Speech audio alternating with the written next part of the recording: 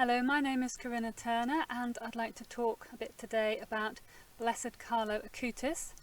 I recently wrote a little book about him and I'm going to talk a little bit about his life, his death, his spirituality and his beatification.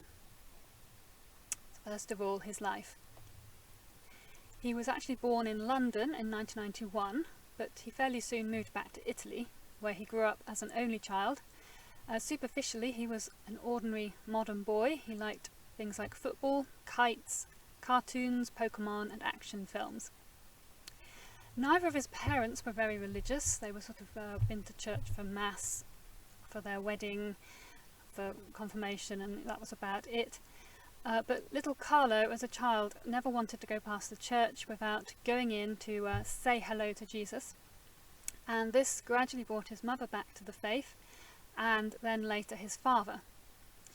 Carlo received his first Holy Communion early, at his own request. The former papal secretary had to confirm that he was mature enough, and advised that it happened somewhere quiet, without the distraction of a big party.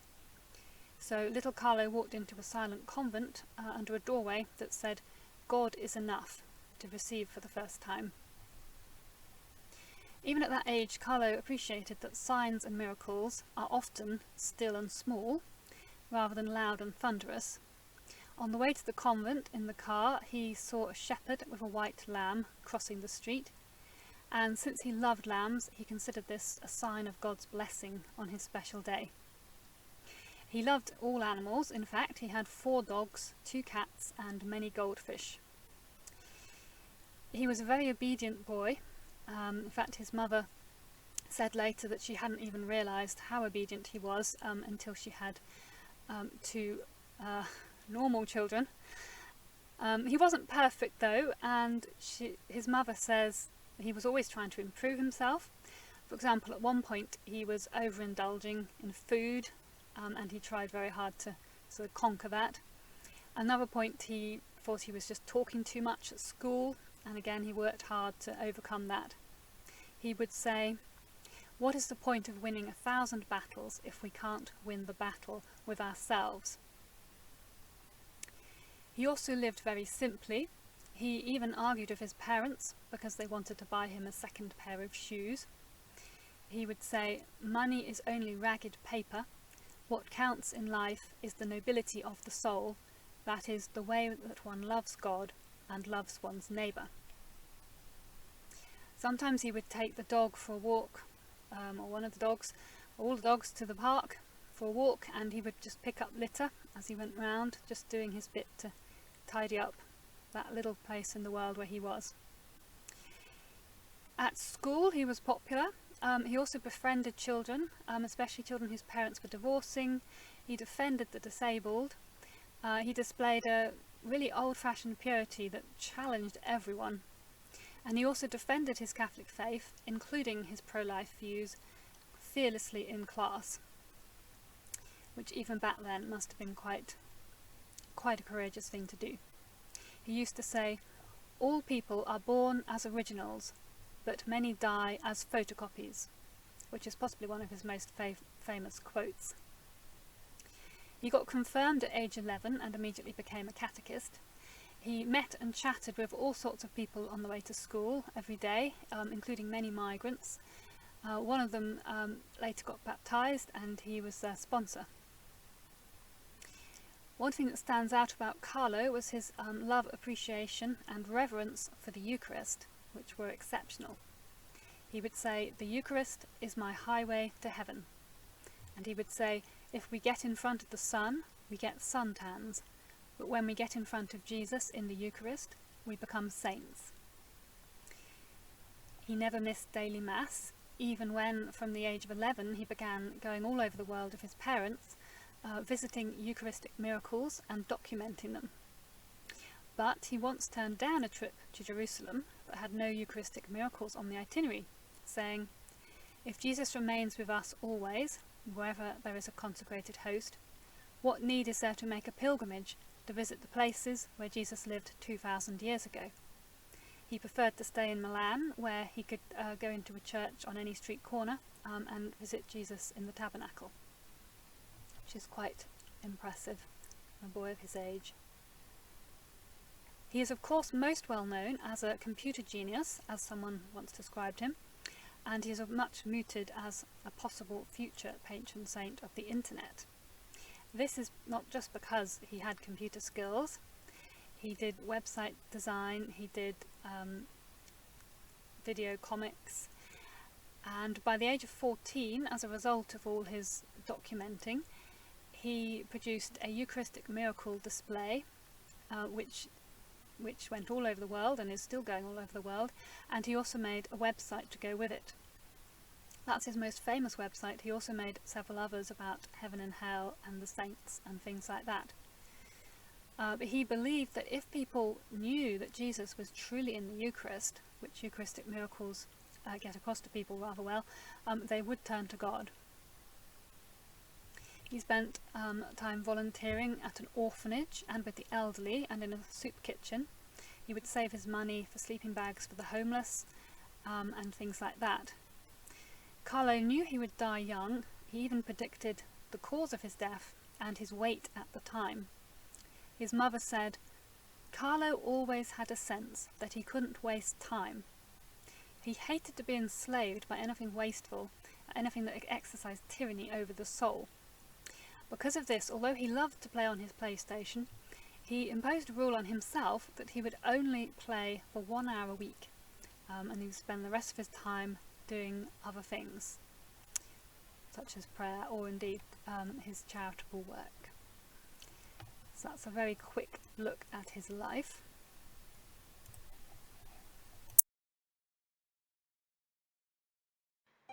To always be close to Jesus. That's my life plan.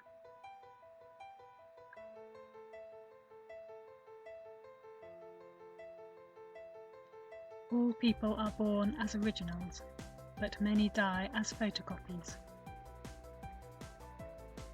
Sadness is looking at ourselves. Happiness is looking towards God.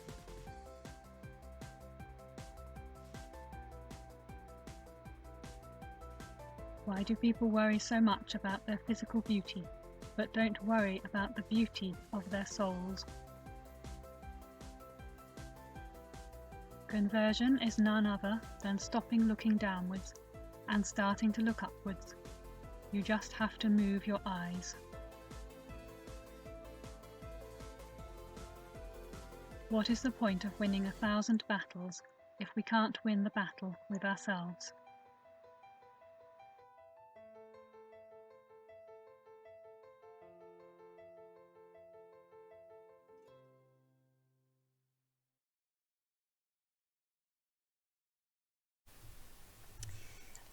Carlo's death. In early October 2006, Carlo became ill with the flu, or so everyone thought. But when he got worse and worse, he was admitted to hospital, where he got a terrible diagnosis. It's a devastating leukaemia. He was aged 15, and he had days to live. Carlo took the news very calmly, immediately offering all his sufferings for the Pope, the Church, and his own direct entry into heaven. He had a horror of purgatory, which I'll say more about later. "I am happy to die," he said, "because I have lived my life without wasting a minute on those things which do not please God." That's probably another of his most famous quotes. He died on October the 12th. Some of his last words were to a nurse who offered to wake his mother, since he was suffering, and he refused, saying, "She is very tired as well, and she will only worry even more." The hospital chaplain, Father Sandro Villa, administered the last sacraments to Carlo. It was his only time he met him, but he said that the look of serenity on Carlo's face was something that stayed with him. And I quote, "In a small room at the end of the corridor, I found myself in front of a boy. His pale but serene face surprised me, unthinkable in a seriously ill person, especially an adolescent. I was also amazed by the composure and devotion with which, albeit with difficulty, he received the 2 sacraments. He seemed to have been waiting for them and felt the need for them." Two of the doctors who treated Carlo in the paediatric clinic of St Gerald Hospital said, "Carlo was like a meteor with a quick passage through our ward. Leukaemia took him away before we could get to know him even a little. However, his sweet eyes remained ingrained in our memories. His gaze was full of attention, of courage, of love, of strong empathy. His faith in God, which he had wanted and still wanted to pass on to others, to his neighbour, shone through him. His gentle eyes taught us a lot. Life, whether short or long, must be lived intensely for oneself, but also, and above all, for others." I'm now going to quote quite extensively from an interview by Bree Dale with Carlo's mother, Antonia. And Bree asked her, "What would you say to other parents who may be struggling with raising sons, or who are currently watching their children suffer from cancer or disease? Some advice." And Antonia says, "You know, to live close to someone like Carlo means to not remain neutral in your own faith. For me, Carlo brought me closer to God. He would ask questions that I would not know the answer to, especially in my own lack of catechism. So I turned to learning more about my faith, and this was because of Carlo. Many other people would witness to this as well, people who converted because of his example or his conversations. He really lived what he preached, a witness." This was how he approached his suffering too. Carlo would say, "Death is the start of new life. God allows, unfortunately, the cross and suffering because of original sin." Carlo believed that the sacraments were the mercy of God to enable our ability to carry our sufferings. Before he died, he said to me, "Mama, I would like to leave this hospital, but I know I will not do so alive. I will give you signs, though, that I am with God." Carlo was aware that his life was lived fully. He said, "I die happy because I did not spend my life wasting my time on things not pleasing to God." He was always trying to smile, trying to not complain. When his doctor would ask him if he was suffering, he would say, "I know there are others who are suffering more." Toward the end of his life, he was unable to move himself. He was so weak. He would worry for the nurses who would have to lift him, but he was too heavy for them. It is interesting, he recorded a video. The Vatican has this now. But in it, 2 months before his death, he said, "When I weigh 70 kilos, this is when I will die." I remember that also, when he was young, he would say that he knew how he would die, that he would die when a vein would break in his brain, and in fact the cause of his death was a hemorrhaging within the brain, an effect of the leukemia. He used to say when he was young that he would be always young, and when people would ask him what he desired to be when he grew up, he would say, "Who knows?"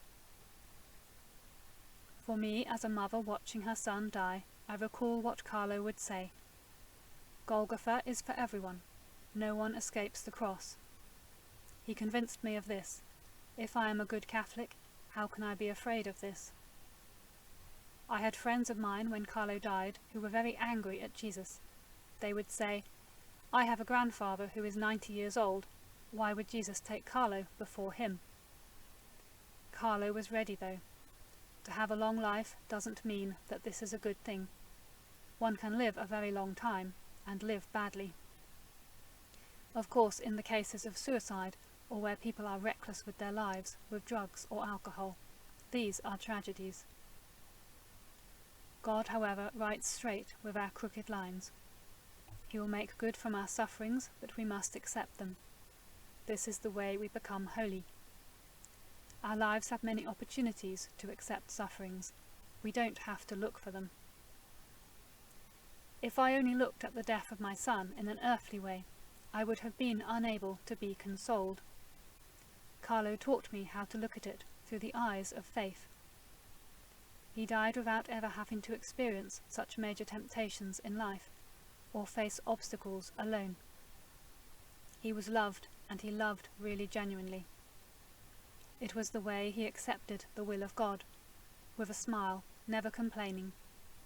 He would say, "Not me, but God," He was really centred on God, and I think this was his secret. Not looking internally, becoming sad at his own state, but looking at God. The measure of our acceptance is the reflection of our sanctification. The way Carlo died, it was the death of a saint. And I would very much recommend the entire of that interview, which can be found on the National Catholic Register website.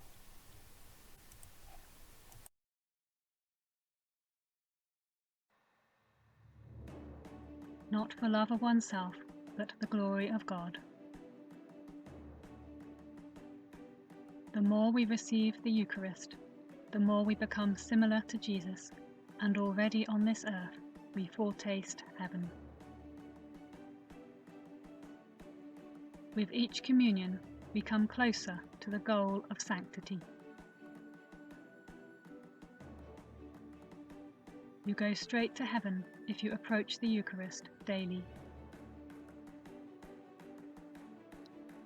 In order to rise to God, the soul must shed even its smallest weights.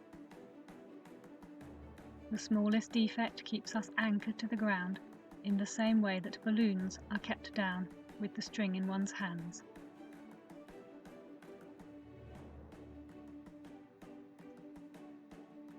In order to go up high, the hot air balloon needs to unload its weights, and likewise the soul, to elevate itself towards heaven, needs to shed those little weights, which are the venal sins.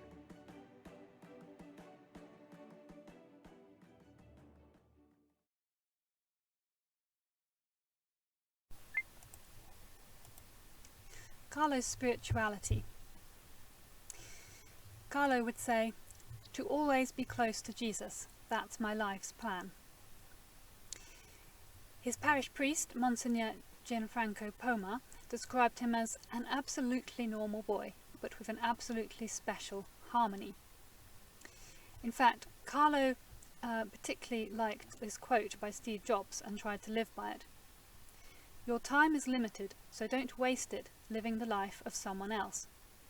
I'm not interested in being the richest man of the cemetery, going to bed at night and saying, 'We've done something fantastic.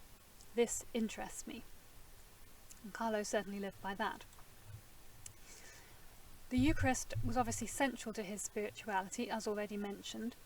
He would sometimes ask his mother how Catholics could stand in endless queues to attend worldly events such as rock concerts, but that they could never find the time to spend 5 seconds in silence in front of the tabernacle, containing the living God to whom we owe our existence. He also had a great devotion to the Sacred Heart, which is probably not surprising since he was so interested in Eucharistic miracles, which of course often involve heart tissue. He wanted to share the Eucharistic miracles and thus evangelize through the modern media. He also had a particular devotion to St. Gemma Galgani, Padre Pio, and of course Our Lady. And after visiting the St. Michael the Archangel Sanctuary, he became very fond of the Angelic Crown, Corona Angelica devotion, which is dedicated to the 9 choirs of angels, and he used to pray that on a special chaplet. He placed considerable value on confession. He used the metaphor of a hot air balloon, or a normal balloon, and he would say the smallest defect keeps us anchored to the ground in the same way that balloons are kept down with the strings in one's hands. His views on purgatory are also a bit of a wake-up call, and this is often overlooked in most articles, I think either due to word count or due to purgatory being a little unfashionable. But he had a keen awareness and horror of purgatory after having a dream when he was younger about his maternal grandfather, who asked him to pray for him because he was in purgatory. After that he prayed for the souls in purgatory all the time, and he said that we must pray for the poor souls in purgatory, we should not forget them, and they will help us very much. In fact, he actually believed that it was very hard not to end up in purgatory, something that was only confirmed as he read various saints such as St. Catherine of Genoa and St. Maria Faustina Kowalski. He was usually a very respectful priest, but he did debate with one who denied purgatory and hell. He had very good theological knowledge for his age. And on one occasion, a few years before he died, after learning more about the shepherd children of Fatima, he was very upset, and he asked his parents, if Francisco, who was so good and simple, had to recite many rosaries in order to go to paradise, how will I be worthy of it, who, compared to him, am so much less holy? So Carlo took purgatory very seriously, and as soon as he had his diagnosis, he offered up his sufferings partly for his immediate entry into heaven. Carlo particularly noted two stories, one from St. John Bosco and one from St. Francis of Assisi, on the danger of dying in mortal sin, and both made a strong impression on him. The first episode is about a miracle by St. John Bosco with a youth of 15, whose name happened to be Carlo. And when Father Bosco was far from Turin, the boy, 15, called Carlo, became gravely ill and found himself near death. And he kept expressing his desire to confess to Father Bosco for his last confession, but the priest did not return. So another chaplain received Carlo's last confession. When Father Bosco had returned, a few hours after the boy's death, the saint, who had been forewarned, rushed in, exclaiming, "You believe he is dead, but Carlo is only sleeping." And when he shook the boy, who was already shrouded, the boy woke up, and he blessed him as well, and he said twice, "Carlo, Carlo, get up." And the boy sat up and asked how it was that he came to be there. And when he recognised Father Bosco, he said, "I had such a desire that you would arrive in time, and God sent you. You were right to wake me, because I was having a horrible dream. The last time I confessed, I remained silent about a sin, and because of that I had been condemned to the fires of hell. But a lady prevented me from being thrown into the fire, and then you woke me up." And Father Bosco heard the boy's full confession, and at the end he absolved him, and he said, "Now you're in the grace of God, heaven is open to you. Do you want to go there, or stay with us?" And Carlo answered, "I want to go to heaven." "Then we will see each other again in paradise," said the saint.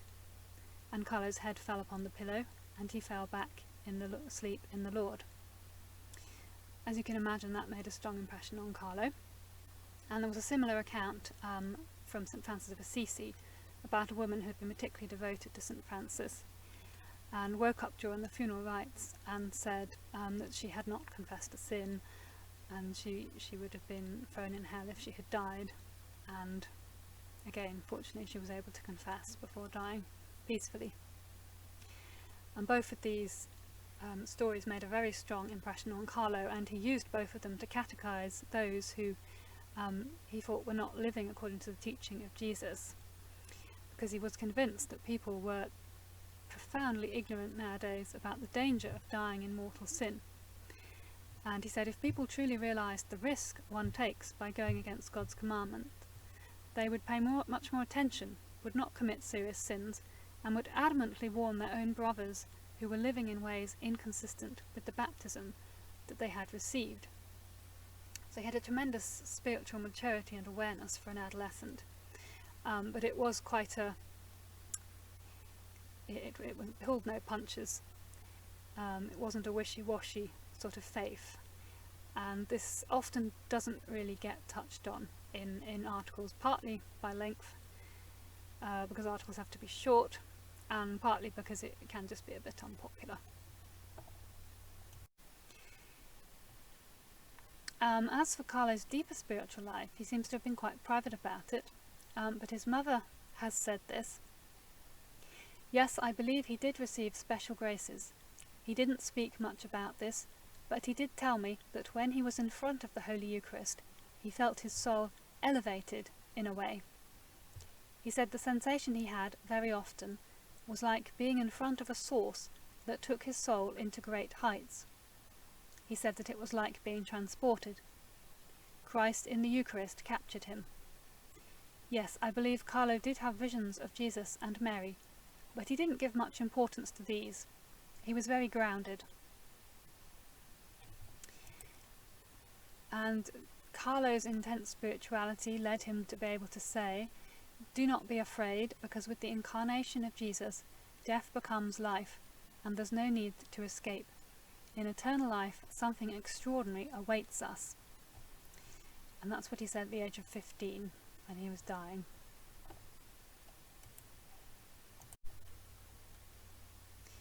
Although we don't have a lot of writings from Carlo himself, he did write many meditations on the mysteries of Christ. Here is one. The Lord Jesus incarnated himself, choosing a poor girl of only 15 years as his mother, and a poor carpenter as his foster father. When he was born, there were only refusals by people who did not know where to put him, and in the end someone found him a barn. If we think about it, wrote Carlo, the barn at Bethlehem was surely better than many of today's houses, where the Lord is still refused, and often even reviled, because he is received in an unworthy manner. He had chosen poverty and not luxury. For me, this is an incredible thing. Another of his reflections shows his appreciation for Eucharistic adoration. Jesus Christ was born in order to come to save us both from the original sin inherited from our progenitors, and from those sins that all of us commit every day, even involuntarily, because unfortunately we are very weak. The Eucharist is our heavenly food to prevent us from leading into temptation so often. When in Our Father we say, "Give us this day our daily bread, and lead us not into temptation," Jesus means, "Give us today also our daily Eucharist." These are quite mature reflections for a teenager. Father Mario Perego, Carlo's parish priest, described Carlo saying, "His was a soul of exceptional transparency, so very clear. He wanted to improve in everything."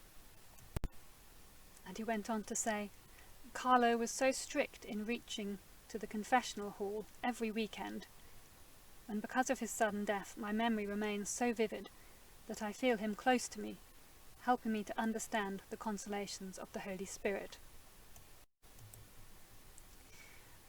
When it comes to Carlo's spirituality, I also shouldn't fail to mention how much Carlo relied on the prayers of a number of religious orders, and he was convinced that they enabled him to resist temptations that felled other young people. He really appreciated the prayers, quite a few cloistered religious, but also some other orders. He met one order of mendicant sisters when they knocked on his door. He invited them in for a meal, and since he loved Eucharistic adoration himself and wished he could devote more time to it, he struck up an immediate friendship with them because their order did 2 hours of Eucharistic adoration every day. One cloistered order, a nun in a cloistered order, described meetings with Carlo in the parlour, saying, "I was always stunned by the impression of a boy who was living his adolescence fully and with a pure heart." And a nun to whom Carlo was particularly attached said in a letter to his parents after he died, "When his parents told us of the seriousness of his sudden illness, we had the sensation that Jesus wanted to gather up a flower that was too beautiful and precious to let waste away among the decay of the world, and he transplanted the flower in the garden of heaven."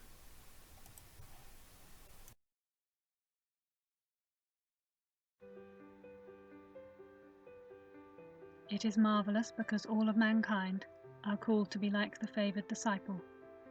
All we have to do is become Eucharistic souls, allowing God to work those marvels in us that only He can do.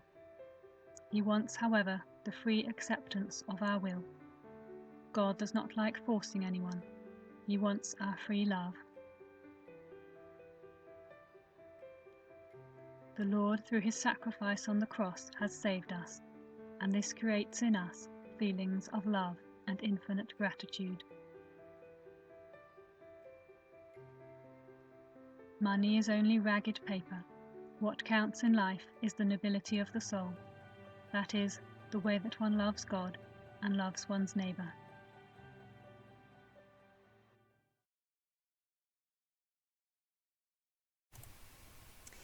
Carlo's beatification. If you remember, when Carlo was dying, he said to his mother, "I will give you signs that I am with God." And exactly 4 years later, on the anniversary of Carlo's death, At the age of 44, his mother gave birth to the promised signs, Carlo's twin brother and sister, which his parents both completely believed were the signs. And various people gave testimony to the effect that Carlo had had on them even after his death. A friend of his said, "After the death of Carlo, I came back to the church, and I think that this could have been thanks to the intercession of Carlo." Meanwhile, I think in South America, a young parish priest dreamt 3 times about a smiling teenage boy who said he wanted to meet all the priest's friends and tell them about himself and help them to love God more. And he didn't know who this boy was, but subsequently he saw a photograph of the boy from his dream and he recognised him immediately, and it was of course Carlo Acutis. And then in Brazil, I think, there was a 2-year-old boy called Matthias Viana who was diagnosed at 2 years old with something called annular pancreas, which is a rare congenital disease. The prognosis was not good. By 3, the doctors feared he would not survive the surgery he needed to live. And the condition caused frequent vomiting.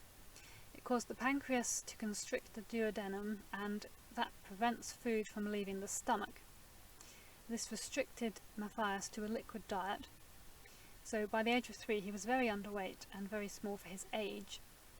Although he was almost 4 years old, he weighed only 20 pounds and he was not expected to live long. He needed a surgery, but given his weight and size, the doctors feared he simply wasn't strong enough. It had reached a situation where only a miracle could save this boy. Then a friend of Matthias's family, Father Marcello Tenorio, obtained a relic from Carlo Acutis' mother and invited Catholics to Mass in his parish and encouraged them to ask for Carlo's intercession for any healing they might need. And Matthias's mother heard of the prayer service and prayed to this young servant of God for a cure for her son. And on October the 12th, 2013, Matthias was taken to receive a blessing with Carlo's relic. The young boy touched the cloth and asked to stop throwing up, according to news source Sabía.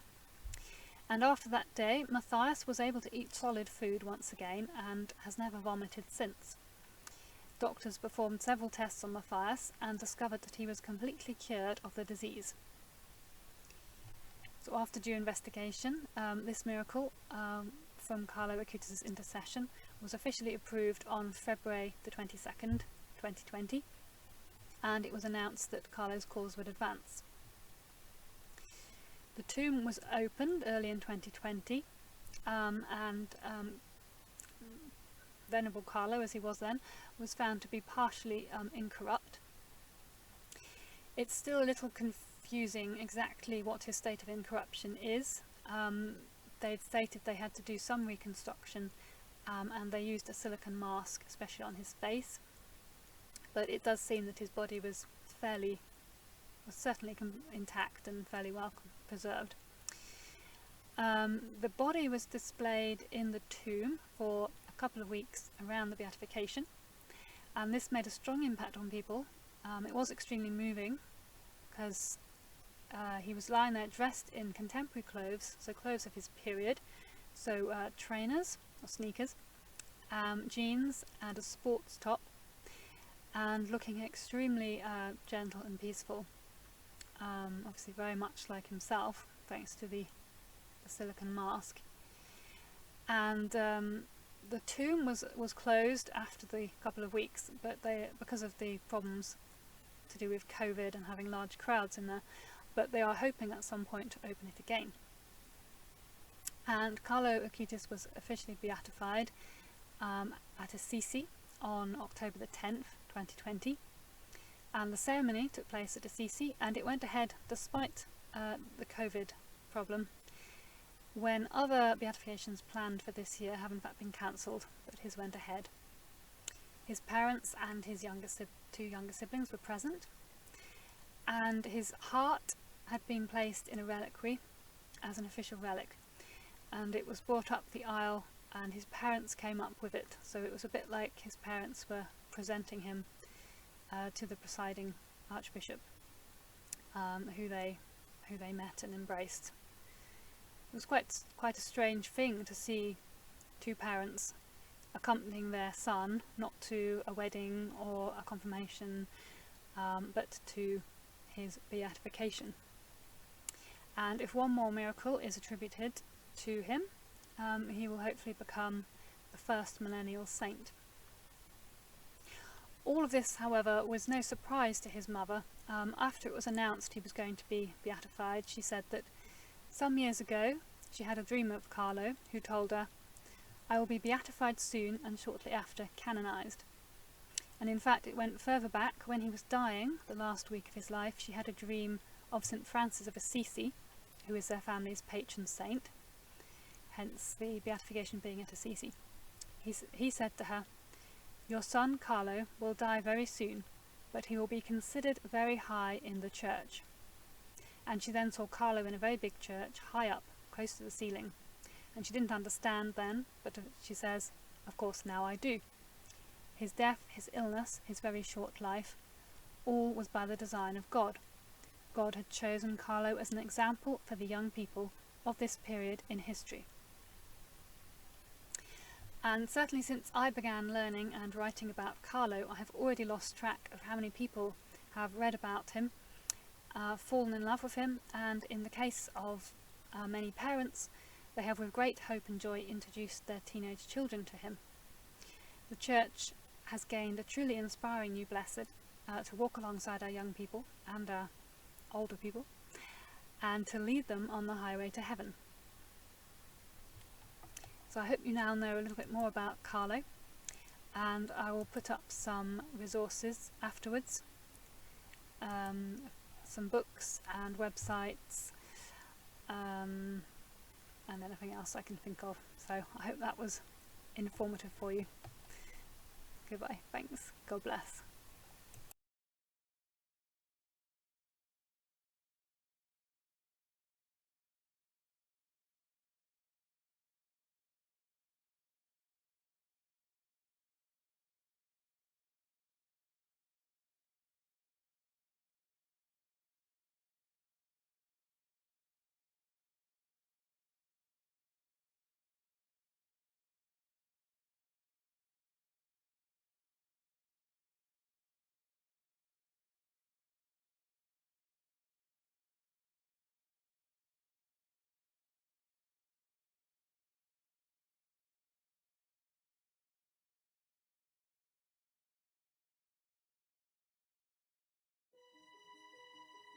You have leukemia. That's what the doctor said. Mum and Dad are stressing out so bad. I feel so helpless. Father Thomas just gave me a Carlo Acutis prayer card. Like some holy dead boy is going to be any use. Still, Carlo's more interesting than I expected. He faced the same disease as me, so fearlessly. Maybe I really should ask for his prayers.